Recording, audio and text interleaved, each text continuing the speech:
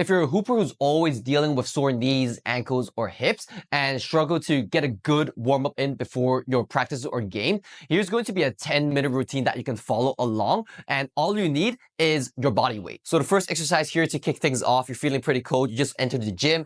You can start off with just finding a wall and squatting into this wall sit.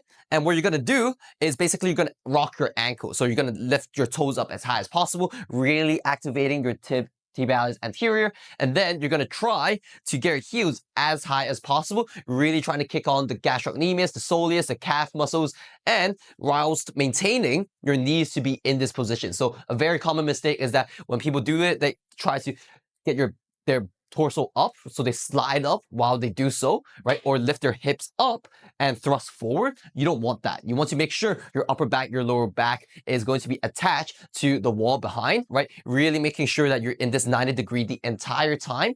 And you're going to be doing this for maybe 45 to 60 seconds to really warm up the knee joint and the ankles.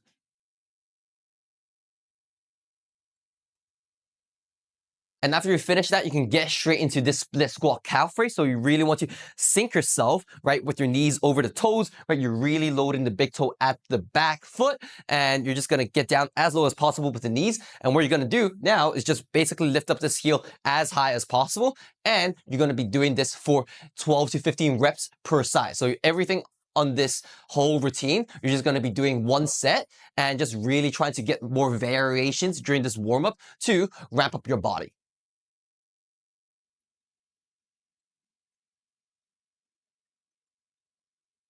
So for the next one here, we're really trying to warm up the hips now. So we're going to get into this Curtsy to Cossack Squat. So basically toes, let's say the right foot is going to be fixed here, right? Now we're going to get into Curtsy Squat, really trying to reach towards this 4 p.m. direction. So if it's the left foot, it's going to be the 8 p.m. direction. You're trying to reach as far as possible. You're trying to get down into it, right? Really trying to sink your hips into it. So try to bend this and load those glutes. And straight afterwards, you're going to step to the side, right? Really keeping this foot down and trying to get as wide as possible and feel your adductors in here. And then you're going to repeat that going from this way and repeating over here, opening up these groin and adductors whilst also lunging into your quads. And as you warm up, you should be able to load deeper into the squat.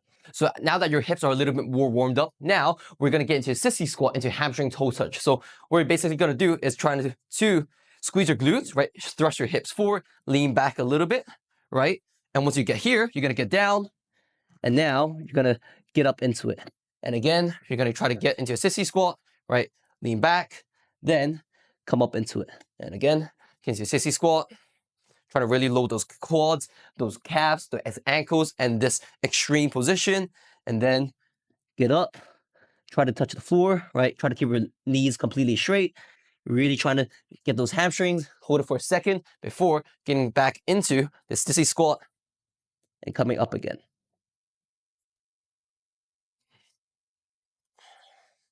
Now we're going to do this floating heel lateral hip swing. So what you're wanting to do, right, instead of the usual hip swing where your foot is completely on the ground, we're going to lift the heels up, right? And we're going to have this foot in front, right? Basically left foot in front. And we're just going to keep this straight whilst you swing your hips side to side, really opening up the groin, the adductors, but also your glute muscles. So this will really also work on your ankle position, right? Try to be in this slightly bent knee position and just really holding that whilst you swing your leg laterally. Now that everything forward to back is feeling a little bit more loose, and now we're introducing some lateral movements, now we're going to load ourselves in this frontal plane, so the lateral plane, and doing some lateral axle calf raise, so lateral acceleration calf raise. So what we wanted to do is basically find a wall, forearms on it.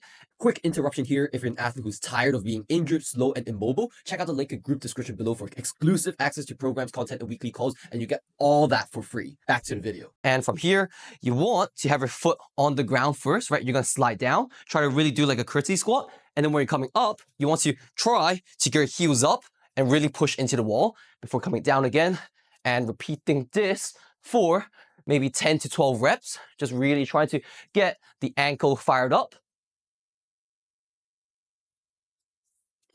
And of course, you repeat it on the other side. And after that, now you can do it on the inner ankle. So now let's say instead of my left foot, it's going to be my right foot. And here, I'm just going to lean into it. Same thing. Try to really squat into it. Get out. Squat. Get out. Really try to bring this knee over the top in front of you. Try to do that crossover step and getting your heels off the floor. And now before we get into a plyo circuit, I really want to work on this overcoming iso to really fire up all the fast twitch muscle fibers, fire your brain up, and just really try to push into this wall hard. So what you're going to do, right, is you're going to do a single leg bent knee overcoming iso. So basically, you're going to be in a split stance, right? 1 foot forward, 1 foot back, and this leg is going to be up in the air, right? You're trying to drop the back knee as close to the ground as possible, and then you're just trying to push forward for 10 seconds, as hard as you can. And after that, you're gonna just do it on the other side. So here, you're gonna drop your knees down, right? Toes, you're loading the big toes, and then you're really trying to push into the wall horizontally. So really trying to push forward for 10 seconds as hard as possible. We're only gonna be doing this for 1 set. And now we're going to move into this plyo circuit series. We're going to be doing everything for 1 set again. We're just really trying to introduce variations as mentioned earlier in this video. So what you're going to do is basically find a line, right? You can find the baseline, you can find the sideline, or you can just imagine there's a line there. And you're basically going to be doing this 1-2 linear twitch, right? So what that basically means is you're basically going to have 1 foot forward, right, left foot forward, left foot back, right foot back like this, and trying to go as fast as possible. So you're really going to be only doing this for 10 seconds and trying to fire on all cylinders and trying to get this fast feed. All right, so I'm going to show a rep right now. So you can use your arms to really drive the movement to make it even faster for 10 seconds, okay? And of course, after you did left, right, you're now going to be doing right, left as well. And you're just trying to really fire it up, get it quick into it, okay? Before the second movement here, which is the wall axle momentum climber. So you're basically going to be having both hands on the wall, right? You're really trying to project yourself forward. So if there wasn't a wall here, I'll be falling down, okay? So you really want to lean into it. And from here, you're gonna have 1 knee up, right? And you're just trying to do this as fast as possible, again, for maybe 10 to 15 seconds. You're really trying to get those high knees and fast feet. So, and moving on is going to be alternate high-low leaps. So you're going to be alternating between a high jump and a lower jump. And you're just trying to really get rhythm to really ping off the floor and being bouncy off it. So you can, of course, use your hands, or you can just put your hands on the waist while just doing so.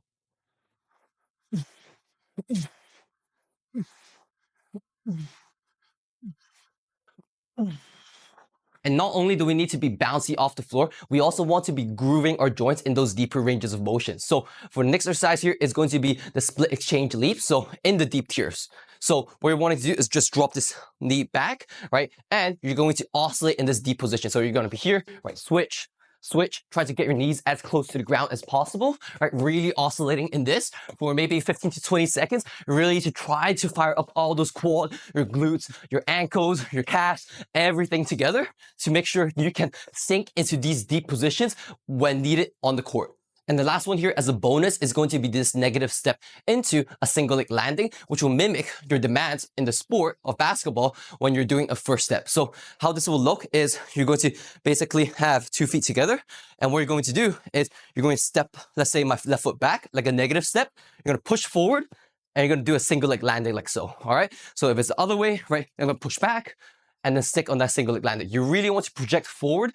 So a common mistake here is that for some athletes, what they will do is when they step back, this is a good negative step, but they'll actually project upwards instead of you projecting forward. Okay, we're really trying to project forward to really load those Achilles and your knees for when you are doing a first step, especially when you're driving, right? When you're really pushing off this step, okay? So I want you to get into this, right? Basically, from the forward view, right? You're gonna be here, you're gonna step back, get into here, single leg landing, stick it before repeating on the other side, the same thing.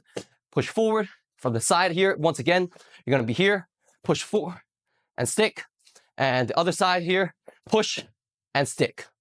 So that was it. A very, very simple 10-minute hoops warm-up that you can do on your own to implement into your routine before games or practices, to making sure you can minimize the risk of injury and just making sure you can play your best and at your highest performance. If you're wanting more tips like these, make sure you can check the group description below, where there will be a free community, which is the Gains Chamber. And within it, there's going to be even more training programs, more stuff to kind of help with your injuries, and also helping you to boost your athleticism. If you're wanting to check that out, click that link in the group description below, and I'll be excited to see you on the inside.